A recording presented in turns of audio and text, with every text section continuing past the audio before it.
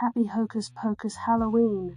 This is the last installment for our holiday marathon Creepo Nanza. Thanks for sticking with me. This is the Debt Collector, Helbrook Branch, Episode 6, Hazard Pay. Rain had started just after the final shot. The gun was still warm in Detective Pluto Esckoy's hand, its runes faintly pulsing beneath the chamber. Smoke curled from the barrel, dancing in the air before mixing with his cigarette drag. Mandy Mae was gone, for real this time. He sat on the curb, the brim of his soaked hat shielding a tired scowl. Across the road, a squad car idled quietly. In the back seat, a girl 16, maybe 17, wrapped tight in a wool blanket, stared straight ahead, her eyes wide and unblinking. Leah, that was her name. She hadn't screamed. Not when they found her curled under the rusted bandstand. Not when she saw Mandy's body collapse into something that looked like charred porcelain filled with teeth. The paramedics had already cleared her, no broken bones, no internal bleeding. But trauma wasn't as visible as a puncture wound. Another survivor, muttered Pluto, watching the girl.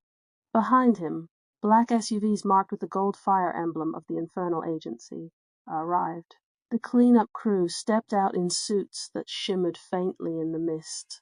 Glyphs lit up on their gloves as they approached the remains, now frozen mid-disintegration. Tagged, verified, and claimed, said the crew leader, a woman with grey eyes and a clipboard. We'll classify this under Rare Entity Resolution. You've met your service threshold for this quarter, Detective Esckoy. Congratulations. Where do you even take what's left of her? Pluto asked. Same place we take everything, she replied with a neutral tone.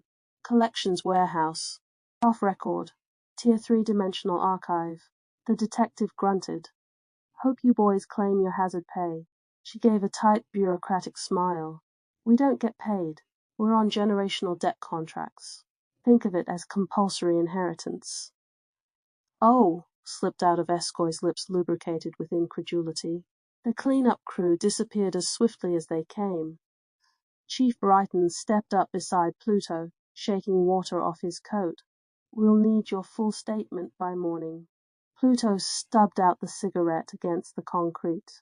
You'll get it, but we've got a bigger problem. More monsters? No. Pluto stood slowly, staffing. He looked toward the squad car where Leah still sat unmoving. This town is bleeding out officers, Chief. Mandy was a mid-tier entity, and I barely managed to handle it alone. No backup.